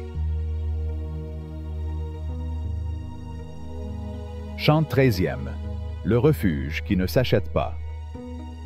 La liberté ne se mesure pas à ce que vous accumulez, mais à ce dont vous avez besoin pour être en paix. On n'y parvient pas quand tout est garanti à l'extérieur, mais quand on a appris à marcher sans peur à l'intérieur. La véritable autonomie ne se part pas de chiffres tapageurs ou d'atouts affichés. C'est plus subtil, plus intime.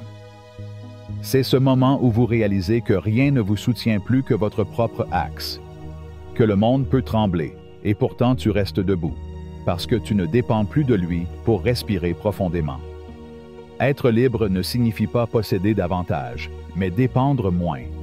C'est avoir construit une maison en soi-même, où le jugement extérieur n'atteint pas, où les modes ne dictent pas votre parcours, où les tempêtes n'éteignent pas votre feu. La véritable autonomie n'est pas héréditaire. Elle est travaillée, comme une terre dure qui ne cède qu'à l'effort conscient et à la patience sage. C'est l'art de cesser de demander au monde la permission de prospérer, de devenir votre propre source, Vivre comme ce potier qui n'emprunte plus d'outils, car il a appris à les forger de ses propres mains. La liberté financière, dans sa forme la plus pure, n'est pas un objectif lointain, mais une manière d'habiter le présent avec responsabilité et puissance intérieure. Cela commence lorsque vous décidez d'investir non seulement dans le visible, mais dans l'éternel. Dans votre esprit ouvert, dans votre intuition alerte, dans votre métier cultivé avec passion. Chaque connaissance acquise, chaque conversation sincère, chaque erreur intégrée à l'humilité devient une graine qui vous rend plus indépendant, plus entier, plus éveillé. Mais la construction de cette liberté ne s'arrête pas à l'âme. Il faut également des structures externes, solides, flexibles, vivants. Si tout ce que vous recevez dépend d'une seule source, le moindre choc peut vous déstabiliser. Mais si vous apprenez à créer de multiples canaux, de petites rivières qui découlent de votre créativité, de vos alliances, de vos idées, alors la sécurité cesse d'être une illusion et devient un système. Diversifier n'est pas fragmenter.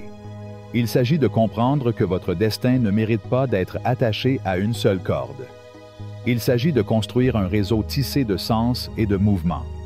Et ainsi, une vérité silencieuse émerge. La liberté n'est pas immobile. Évoluez. Ce qui vous retenait hier peut devenir une cage si vous ne le contrôlez pas. L'autonomie est un jardin qu'il faut tailler, adapter et redessiner. Ne pas rejeter ce qui a été appris, mais faire place à ce qui veut émerger. Celui qui veut être vraiment libre doit être prêt à changer de peau autant de fois que nécessaire, sans perdre l'essence qui l'habite. Être libre, c'est danser avec les cycles. Il s'agit de sentir quand il est temps de pousser fort et quand il est temps de lâcher prise avec grâce. C'est avoir la sagesse de lire les signes des temps, d'ajuster le cap sans trahir le but. Et au cours de ce voyage, découvrez qu'être indépendant ne signifie pas être seul. Au contraire, la liberté la plus complète se renforce dans la communauté. Entourez-vous de ceux qui ont également choisi de construire de l'intérieur. De ceux qui questionnent avec respect, rêvent d'action et marchent avec humilité. L'autonomie partagée devient mouvement. La sagesse collective aiguise votre boussole. Chaque décision que vous prenez aujourd'hui, chaque dépense que vous choisissez consciemment, chaque revenu que vous construisez avec vision, chaque pensée que vous purifiez avec honnêteté, est une autre étape sur le chemin qui vous éloigne du chaos et vous rapproche de la paix. La liberté n'est pas un état atteint par hasard, mais une conséquence de la discipline spirituelle et pratique de celui qui a choisi de vivre sans chaîne, ni extérieure ni intérieure. Et puis un jour, sans grande annonce, tu te réveilles. Vous regardez votre vie et réalisez que vous n'attendez plus que quelqu'un vienne vous sauver, ni que les circonstances confirment votre valeur. Non pas parce que vous avez endurci votre âme, mais parce que vous avez finalement planté en vous ce que le monde ne peut pas vous enlever. C'est cela la vraie liberté. Marcher sans mendier, choisir sans peur, avancer sans dépendance. Non pas parce que vous avez tout, mais parce que vous vous êtes rappelé que l'essentiel n'a jamais été à l'extérieur. Chante 14e. Le seuil de l'inconnu. La vie ne vient pas avec des promesses gravées dans la pierre. Il ne signe pas de contrat avec garantie, mais cela ouvre des portes. Et même si toutes les portes ne révèlent pas ce que vous attendiez, chacune d'elles offre la possibilité de devenir quelqu'un de nouveau. Dans cet art subtil de créer une abondance significative, il y a deux gardiens qui gardent toujours le même portail, le risque et l'opportunité. Ils ne sont pas opposés, même s'ils se déguisent en tels. Ce sont des frères nés du même mystère. L'un défie, l'autre récompense. Et seuls ceux qui savent regarder avec leur âme comprennent que là où l'un apparaît, l'autre attend. Le risque n'est pas synonyme de menace. C'est une invitation. C'est l'espace incertain entre ce que vous êtes aujourd'hui et ce que vous pouvez devenir. Pour beaucoup, c'est un mur. Pour certains, c'est un pont. Mais cette différence n'est pas déterminée par le monde, mais par le regard. Le risque est ce moment précis où quelque chose en vous tremble, non pas parce que quelque chose de mal va arriver, mais parce que quelque chose d'important est sur le point de naître. C'est le moment où vous sentez que vous pourriez perdre, ou enfin commencer à vivre vraiment. Et c'est là que le voyageur conscient affine sa sagesse. Il ne se précipite pas sans réfléchir, ni ne se retient par peur. Ça s'arrête. Observez. Écoutez avec tout votre corps. Reconnaître les signes. Et puis, décider. Car le risque n'est insensé que lorsqu'il naît d'une impulsion aveugle. Mais lorsqu'on l'accepte avec présence, avec information, avec foi, elle devient un terrain fertile pour l'extraordinaire. Les grandes transitions ne naissent jamais dans le confort. Le feu qui transforme ne brûle pas dans la certitude. La nouveauté exige de l'incertitude, car tout ce qui est véritablement vivant a besoin d'espace pour respirer. L'opportunité est rarement enveloppée de rubans dorés. Parfois, cela se présente sous la forme d'une perte, ou d'un cycle qui se ferme, ou une structure qui s'effondre. Mais si votre conscience est éveillée, si vous avez appris à lire les silences de la vie, vous saurez que tout ce qui semble une rupture contient, en son centre, une graine qui attend d'être vue. Parfois, ce que vous craignez le plus est ce qui vous libère le plus. Le secret n'est pas de se précipiter sans réfléchir, ni de se cacher derrière le bouclier de la prudence. Il s'agit de trouver la danse entre l'audace et la lucidité, en marchant sur le bord avec des pieds fermes et un cœur attentif. Comme quelqu'un qui traverse une corde entre deux montagnes, sans arrogance, mais sans trembler. Parce que la vie a un rythme. Chaque opportunité a son pouls. Et ceux qui savent écouter ce rythme, ceux qui savent quand avancer, quand attendre, quand reculer, s'égarent rarement. Gérer les risques signifie également apprendre à répartir judicieusement son énergie. Ne mettez pas tout votre esprit dans une seule idée. La nature, étant un enseignant ancien, ne plante jamais une seule graine. Plantez-en plusieurs, dans des champs différents, à des moments différents. Certains seront perdus, mais d'autres, si vous en prenez soin, deviendront des forêts qui abriteront des générations. Et chaque fois que vous décidez consciemment de prendre un risque, vous devenez un peu plus sage. Même si tu échoues. Car l'échec n'est pas une condamnation. C'est une lettre avec des instructions. Une carte plus claire pour la prochaine fois. Chaque faux pas aiguise votre boussole intérieure. Et à chaque ajustement, vous apprenez à distinguer l'abîme qui vous vide de l'abîme qui vous transforme. Il n'y a pas de grandeur sans risque, et il n'y a pas d'opportunité sans dévouement. Ce qui change le cours d'une vie, ce n'est pas l'absence de peur, mais la décision d'avancer malgré elle. L'univers cache ses dons les plus profonds derrière les portes qui provoquent le plus de doutes. Car seuls ceux qui ont le courage de les ouvrir sont dignes de recevoir ce qu'ils contiennent. Alors marchez les yeux ouverts, mais aussi avec un cœur chaleureux. Ne cherchez pas à éliminer le risque, cherchez à le comprendre. Ne tombez pas amoureux du confort. Aimez-vous suffisamment pour en sortir lorsque votre âme vous le demande. Et lorsque vous vous trouvez au seuil de l'inconnu, rappelez-vous. Peut-être que ce tremblement que vous ressentez n'est pas un avertissement, mais un accueil. 15e chant, le cycle ascendant. Il ne suffit pas de récolter ce que l'on sème. L'âme sage ne s'arrête pas aux fruits. Regardez au-delà, vers ce qui peut encore grandir. Car celui qui ne fait que récolter épuise. Mais celui qui sème nouveau renouvelle la terre. Et tout comme la nature ne s'arrête jamais après avoir fleuri, vous n'êtes pas non plus censé vous arrêter là où vous commencez à fleurir. La véritable sagesse ne se limite pas à la satisfaction de l'accomplissement. Elle s'exprime dans l'acte humble et conscient de semer à nouveau, maintenant avec plus de vision, avec plus de tempérance, avec plus d'amour. Le véritable art du réinvestissement ne naît pas du désir d'accumuler, mais de la volonté de continuer. Ce n'est pas de la cupidité déguisée en stratégie. C'est de la gratitude transformée en objectif. Ce n'est pas le but ultime.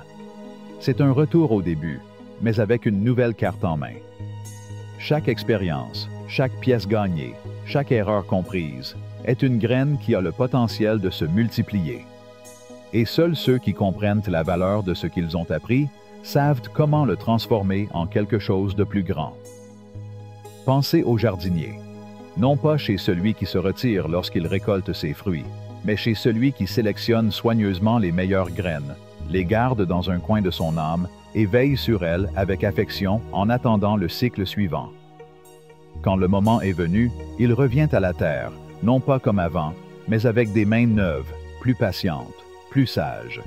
C'est ainsi que vous devez considérer vos réalisations, non pas comme des trophées, mais comme des portails. Chaque succès est une nouvelle opportunité de créer quelque chose de plus grand, de plus aligné, de plus profond. Mais cet art requiert plus que de l'enthousiasme. Cela demande de la clarté. Avant de replanter, regardez en arrière sans nostalgie, seulement avec honnêteté.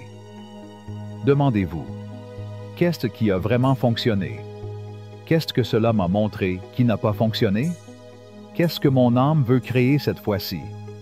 Car réinvestir ne consiste pas à placer le capital là où il y a le plus de promesses, mais là où cela a le plus de sens. Il s'agit de trouver ce terrain où votre semence et le but de votre vie sont compris sans mots. C'est décider de semer non par habitude, mais par communion. Cela demande aussi de l'équilibre. Savoir combien conserver pour protéger le sol, combien offrir en offrande et combien risquer au nom du nouveau. C'est une danse entre ce que vous nourrissez et ce que vous développez, entre la prudence du maître et le feu sacré du visionnaire. Il ne s'agit pas de répéter ce qui a fonctionné.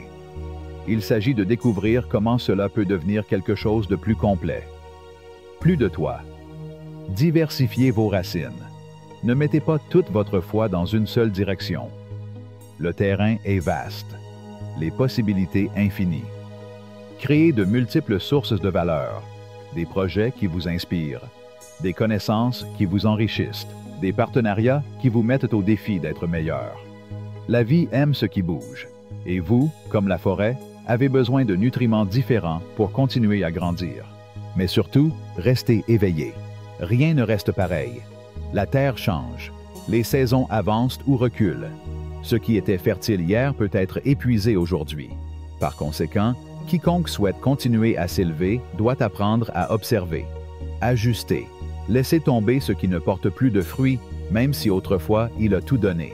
Le réinvestissement exige une agilité d'esprit. Soyez comme le bambou, flexible, mais ferme, adaptable, mais fidèle à ses racines. Revoir, repenser, reconstruire. C'est le mantra de quelqu'un qui choisit l'évolution plutôt que le confort. Réinvestir ne consiste pas seulement à réinvestir de l'argent. Il s'agit de remettre l'intention en place. Il s'agit de mettre à jour votre perspective, d'affiner vos méthodes et de développer votre capacité à donner davantage sans vous perdre en cours de route. Ainsi, chaque nouveau cycle ne devient pas une répétition, mais une spirale ascendante. Plus profond, plus sage, plus libre. Semez à nouveau avec gratitude. Non pas par nécessité, mais par choix. Pariez à nouveau avec discernement, avec des pieds fermes et une âme ouverte. Et ce faisant, n'oubliez pas, ce que vous réinvestissez consciemment aujourd'hui peut devenir le fondement de votre liberté demain. Car la vraie richesse ne se mesure pas à ce que l'on parvient à garder, mais à ce que l'on est capable de donner en retour. Chant 16e. Des racines qui regardent vers l'horizon. Le vent tourne, la rivière change de cours, les saisons s'entremêlent sans demander la permission. Tout autour de vous est transformé. Et toi? La vraie richesse n'est pas pour ceux qui restent immobiles, répétant ce qui a fonctionné autrefois, mais pour ceux qui savent évoluer avec les cycles du temps sans renoncer à leur essence. C'est quelqu'un qui honore le passé, mais qui ne lui appartient pas. Celui qui marche fermement sur le sol de ce qu'il a appris, tandis que ses yeux cherchent déjà l'endroit où il peut semer à nouveau. Innover, ce n'est pas trahir ce qui a fait votre force. Il s'agit de dialoguer avec l'ancien et de lui demander « Comment pourrais-tu renaître aujourd'hui sans perdre ton âme ?» C'est découvrir que le sacré n'est pas seulement dans la forme, mais dans l'intention. Ce qui était autrefois votre refuge peut devenir un tremplin. Cette connaissance ne meurt pas si elle change de forme. Elle évolue. La sagesse consiste à le permettre. Pensez au maître qui, après des années passées à maîtriser son art, ressent une motivation intérieure, une curiosité qui ne le laisse pas tranquille. Il choisit donc un nouvel outil ou aborde une technique inconnue, non pas sur un coup de tête, mais parce que son âme lui murmure qu'il y a encore de la beauté à révéler, qu'il y a encore plus de vérité à exprimer. Vous aussi, respectez vos racines, mais ne vous y empêtrez pas. Que votre croissance ne soit pas une prison, mais une impulsion. L'innovation ne consiste pas à rechercher ce qui est différent pour le simple plaisir d'être nouveau. Il s'agit de rechercher de nouvelles façons de servir avec plus de profondeur, d'avoir un impact avec plus d'amour, de créer avec plus de sens. C'est planter la même graine dans un nouveau sol, en espérant que la vie saura la faire fleurir avec une couleur différente, plus large, plus pleine. Mais toute innovation qui n'est pas soutenue par une adaptation n'est qu'un saut aveugle. S'adapter ne signifie pas abandonner. C'est apprendre à habiter de nouveaux paysages sans perdre sa flamme. C'est savoir que votre essence ne dépend pas de l'outil que vous utilisez, mais du but pour lequel vous l'utilisez. Changer de stratégie ne signifie pas changer d'âme. Il s'agit de trouver la meilleure façon pour cette âme de continuer à toucher le monde. Le bambou se plie sous le vent, mais ne se brise pas. Vous aussi, vous pouvez vous transformer sans perdre vos racines. La vitesse de l'environnement n'attend pas. Les technologies se renouvellent, les besoins mutent, les relations se reconfigurent. Si vous ne faites pas attention, vous pouvez rester dans une ancienne version de vous-même, alors que tout le reste a déjà évolué. Cultivez donc l'écoute. Apprendre du présent. Observez les nouvelles langues avec lesquelles la vie veut vous parler. Et quand vous sentez qu'il est temps de changer d'avis, ne le prenez pas comme une menace. Prenez cela comme une vocation. Oui, le changement comporte des risques, mais cela signifie aussi rester. L'innovateur conscient n'a pas peur du vide, mais il ne s'y précipite pas sans regarder. Il s'arrête, mesure, contemple. Et quand il saute le pas, il le fait avec foi, mais aussi avec lucidité. Il sait que certains ponts n'apparaissent qu'après le premier pas. Et la confiance. Entourez-vous de ceux qui croient également que l'évolution n'est pas une menace, mais un chemin. Ce changement n'est pas un oubli, mais une intégration. La véritable innovation ne naît pas dans la solitude absolue. Elle naît de rencontres, d'esprits qui se croisent, d'idées qui se touchent, de perspectives qui éclairent des angles morts. Parfois, ce dont vous avez besoin n'est pas à l'intérieur, mais dans l'écho d'une voix différente, dans l'expérience de quelqu'un qui a marché sur un autre chemin, mais qui cherche le même soleil. Innover, c'est rendre hommage à l'éternel à partir du nouveau. S'adapter, c'est être comme l'eau, sans forme prévisible, mais avec une force imparable. La prospérité avec âme ne naît pas de la peur d'être laissé pour compte, mais du désir profond de continuer à être vous-même, sous toutes les formes que le temps vous invite à incarner. Il ne s'agit pas d'oublier vos racines, mais plutôt de leur permettre de pousser dans des directions que vous ne connaissez pas encore. Parce que chaque graine détient un destin qui n'a pas encore été révélé. Et toi aussi.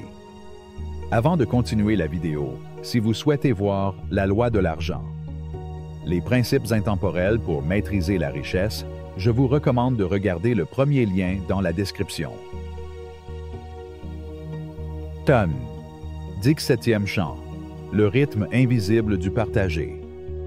Aucun arbre ne lève ses branches pour s'admirer. Aucune fleur ne fleurit uniquement pour son reflet. Et aucun être humain, aussi sage ou talentueux soit-il, n'atteint un véritable épanouissement dans la solitude absolue.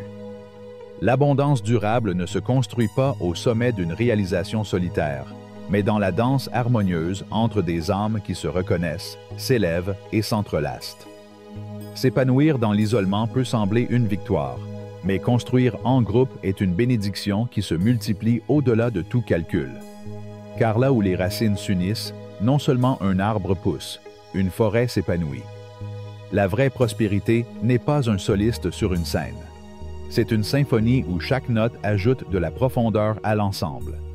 C'est la fusion de talents, d'objectifs et de visions qui résonnent sur une fréquence commune. C'est l'art sacré des alliances conscientes, où les chemins se croisent non pas par hasard, mais par synchronicité. Ce sont des rencontres qui transcendent le contrat et deviennent un pacte.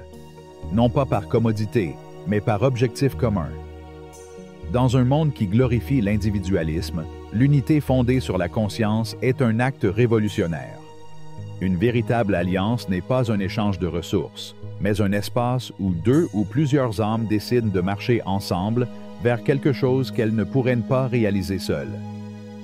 Il ne s'agit pas seulement d'ajouter des capacités, mais de multiplier le sens, de se soutenir mutuellement lorsque le vent tourne, de célébrer le nôtre sans cesser de nourrir le commun. Regardez les arbres dans la forêt. Ils ne se font pas face pour la lumière. Ils ne se poussent pas l'un l'autre dans l'espace. Sous le sol, leurs racines s'entrelacent, partageant des nutriments, offrant un soutien en période de sécheresse, créant un réseau silencieux qui les maintient forts. C'est la métaphore d'une alliance vivante. Elle ne fait pas concurrence, elle prend soin d'elle-même. Ils ne consomment pas, ils cultivent. Ils ne divisent pas, ils tissent. Vos liens de croissance devraient l'être également. Choisissez avec soin. Entourez-vous de ceux qui comprennent que la richesse n'a aucun sens si elle est construite aux dépens de quelqu'un d'autre. Recherchez des partenaires qui savent non seulement faire les choses, mais qui savent aussi être. Qu'ils ne vous voient pas comme un tremplin, mais comme un miroir. Laissez-les vous mettre au défi, vous inspirer, vous appeler à votre version la plus élevée, même lorsque vous avez oublié comment y parvenir. Toute alliance qui naît de l'âme est plus qu'un accord. C'est une expansion. C'est un canal par lequel les idées voyagent, les connaissances sont partagées, les rêves trouvent un terrain fertile. C'est un pont que l'on traverse non seulement pour avancer, mais pour se trouver. Construire non pas à partir de l'urgence, mais à partir de la cohérence. Et lorsque ces liens sont cultivés avec transparence, respect et une vision partagée, ce qui émerge n'est pas seulement une entreprise, un projet, une société. Un écosystème est né. Une communauté d'objectifs naît là où la valeur se mesure en impact et la richesse est multipliée en héritage. Là, les opportunités ne viennent pas par hasard, mais par résonance.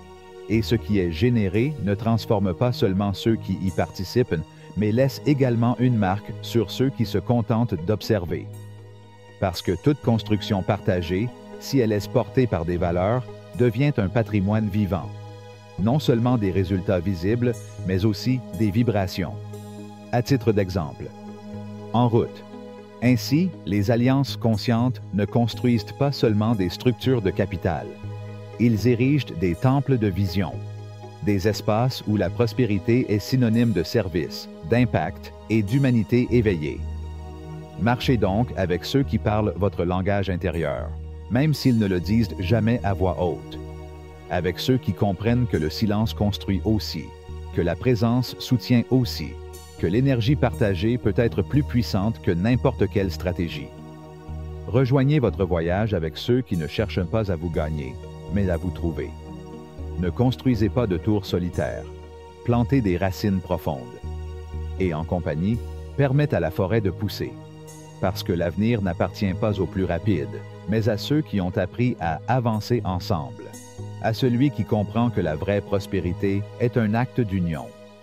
Et ces racines entrelacées non seulement résistent mieux aux tempêtes, mais elles font aussi fleurir l'âme. Chant d'Ixuit, le sanctuaire du guerrier silencieux. Il y a une force qui ne se proclame pas, mais qui transforme tout. Cela ne s'annonce pas avec des cris, ni ne s'impose avec rapidité. C'est une flamme qui brûle sans attirer l'attention, mais dont la lumière atteint chaque recoin de l'âme. Cette force ne vient pas de l'extérieur, ne répond pas à l'approbation ou aux applaudissements. C'est l'art subtil et puissant de celui qui a appris à se gouverner de l'intérieur, la véritable maîtrise intérieure. Sans elle, toute richesse est fragile, toute réalisation est éphémère, toute conquête extérieure devient un fardeau. Soyez votre propre maître. C'est le pouvoir qui ne peut être acheté, qui ne peut être hérité, qui ne peut être falsifié. C'est la puissance la plus silencieuse, mais aussi la plus ferme. Ce n'est pas la domination sur les autres qui élève un être humain, mais la fidélité à son propre centre, même lorsque personne ne regarde. Ce n'est pas la rigidité de quelqu'un qui veut tout contrôler, mais la clarté de quelqu'un qui a choisi d'être son propre gardien. L'autodiscipline n'est pas une prison. C'est un chemin tracé avec patience et détermination. C'est dire non au bruit pour dire oui à ce qui compte vraiment. C'est construire un temple avec ses jours. Il s'agit d'élever des murs d'intention au milieu d'un monde qui vous invite constamment à vous disperser.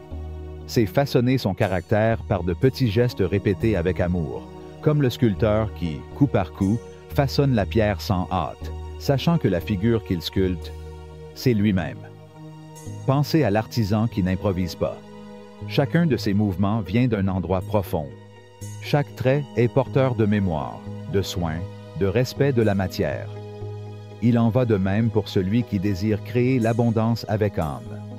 Un tisserand d'habitude, un jardinier de choix, un architecte de lui-même. Parce qu'il ne suffit pas de rêver grand. Il faut vivre en cohérence avec ce rêve, même de la plus petite façon. La maîtrise intérieure consiste à apprendre à dire non au désir momentané qui distrait, à la distraction déguisée en importance, au doute qui se présente sous le couvert de prudence. Ce n'est pas la perfection, c'est de la persévérance. Il agit à partir de votre vision même lorsque le vent souffle dans la direction opposée. Il s'agit de prendre des décisions qui honorent votre avenir, pas seulement votre présent. C'est être celui que vous avez dit que vous alliez être, même lorsque personne d'autre ne vous regarde. Et ce chemin ne se parcourt pas avec des impositions, mais avec des rituels qui vous ramènent à vous-même. Un moment de silence au réveil, un espace pour écrire ce que vous ressentez, une pause consciente avant chaque décision. Chacun de ces actes quotidiens devient la pierre angulaire d'un sanctuaire indépendant de son environnement. Parce que lorsque le monde crie pour vous distraire, créer le silence en vous-même est une rébellion lumineuse. L'autodiscipline n'est pas l'ennemi de la joie. C'est la racine qui soutient la vraie liberté. C'est le feu qui forge l'or de votre caractère. Le bouclier qui protège votre énergie au milieu de l'épuisement émotionnel. La boussole qui vous rappelle, quand le brouillard s'installe, où vous avez juré de marcher. Et même si ce chemin peut parfois paraître solitaire, en réalité, chaque choix discipliné est aussi une promesse secrète. À la personne que vous êtes encore en train de devenir, aux rêves qui restent à naître, aux vies qui seront transformées lorsque vous accomplirez ce que vous êtes venu faire ici. Et oui, tu vas tomber. Il y aura des moments où vous perdrez votre chemin, dans lequel l'ombre du découragement approche et vos pas deviennent lourds. Mais la maîtrise intérieure n'est pas une voix qui juge. C'est une main qui se tend. Il vous élève sans reproche. Cela vous rappelle que l'échec n'est pas un signe d'échec, mais une partie de l'ascension. Chaque chute nous apprend où se trouvent les fissures. Chaque faux pas aiguise votre compréhension. Ainsi, étape par étape, habitude par habitude, choix par choix, vous vous rapprochez de votre moi le plus authentique. Vers cet avenir qui n'attend pas de vous que vous arriviez parfait, mais engagé. Cela ne nécessite pas de rapidité, mais d'intégrité. Car au final, le vrai guerrier n'est pas celui qui conquiert le monde. C'est celui qui apprend à vivre en paix avec lui-même. Chant 19e. La connaissance qui demeure quand tout est silencieux. La connaissance n'a pas besoin de trône ni d'applaudissements. Il ne frappe pas aux portes et n'exige pas d'être vu. Elle coule comme une eau souterraine qui nourrit sans se faire remarquer, qui fertilise sans bruit, qui soutient l'invisible. Voilà ce qu'est la vraie sagesse. Silencieuse, mais inévitable. Il n'élève pas la voix, mais il transforme le monde de l'intérieur. C'est la lampe sans spectacle qui éclaire les couloirs oubliés de l'âme. C'est la carte secrète qui, une fois lue avec le cœur, redessine la géographie de votre destin. Quiconque tente de créer de la richesse sans d'abord apprendre à interpréter les symboles du temps, les signes d'erreur, les échos du passé, peut se remplir les mains d'or et continuer à marcher dans l'obscurité. Parce qu'il ne suffit pas d'avoir. Il faut que tu comprennes. Il ne suffit pas d'avancer. Il faut savoir où aller. Et seule la véritable connaissance, celle qui naît de la fusion de l'expérience et de l'humilité, peut vous donner le genre de clarté qui dure. Apprendre ne consiste pas à se remplir la tête. Il s'agit d'affiner le regard. Il s'agit d'ouvrir les yeux qui ne sont pas dans le visage, mais dans l'esprit. Il s'agit de permettre à chaque expérience de devenir une leçon, et à chaque erreur, une pierre polie pour le chemin. On suppose que chaque conversation peut être un miroir, que chaque livre lu, chaque question posée avec sincérité, chaque silence soutenu avec intention, peut façonner l'esprit comme le potier qui façonne l'argile jusqu'à ce que le vase apparaisse. La connaissance n'est pas seulement un outil, c'est une clé. Cela ne vous donne pas seulement de la force, cela vous donne de la liberté. Il vous apprend à choisir, discerner, ne pas réagir de manière impulsive, mais agir avec détermination. Sur ce chemin vers la prospérité spirituelle, l'esprit est un vaste champ, et chaque nouvelle idée, une graine. Mais toutes les graines ne germent pas. Seuls ceux qui sont arrosés d'humilité, pour reconnaître qu'il y a toujours quelque chose à découvrir, et de courage, pour s'aventurer dans l'incertitude sans peur du changement. L'apprentissage constant est une prière silencieuse. C'est croire que l'on peut être meilleur sans cesser de s'aimer tel que l'on est déjà. Il faut croire que même l'échec amène avec lui un enseignant. Ce trébuchement enseigne aussi le rythme. Cela rend l'écoute plus aiguë. Apprendre, c'est être éveillé à la vie, pas seulement au livre. C'est recevoir l'enseignement du sage, mais aussi celui du compétiteur qui vous indique vos limites, et surtout celui du silence qui suit chaque erreur. Aujourd'hui, la connaissance est à portée d'un murmure. Mais avec autant de voix, autant d'écrans, autant de données, il est facile de se perdre. Par conséquent, tout ce qui informe ne se transforme pas. Il faut apprendre à se taire pour comprendre, pour séparer le bruit de l'enseignement. Utilisez l'information comme une graine, pas comme une distraction. Car la connaissance qui ne touche pas à l'action n'est pas légère, elle est un poids. Et le porter sans l'utiliser, c'est comme porter une torche éteinte au milieu de la nuit. Étudier, apprendre, grandir n'est pas une obligation. C'est un acte d'amour envers celui qui n'est pas encore né. Chaque moment que vous prenez pour lire avec intention, pour écrire avec conscience, pour réfléchir avec honnêteté, est un cadeau que vous faites à l'être que vous devenez. Même si vous ne voyez pas de résultats immédiats, même si vous avez l'impression de semer sans pluie. Ce futur vous, plus sage, plus libre, vous remerciera. Parce que lorsque la connaissance devient une habitude, elle fait partie de vous. Plus précieux que n'importe quel héritage, plus fort que n'importe quel titre, plus durable que n'importe quel applaudissement. Cela vous aide à voir les portes là où il n'y avait auparavant que des murs. Cela vous apprend à vous adapter lorsque la vie change sans avertissement. Et cela vous transforme, étape par étape, en le genre de personne qui non seulement reçoit l'abondance, mais l'honore. Et ainsi, vous atteignez ce seuil, qui n'est pas la fin, mais un début sous un autre nom, en sachant quelque chose d'essentiel. La vraie richesse ne naît pas de ce qui est accumulé, mais de ce qui est compris, de ce que vous avez pu transformer en clarté, en compassion, en action. Tout ce que vous avez appris attend d'être utilisé, transformé en pont, en décision, en héritage.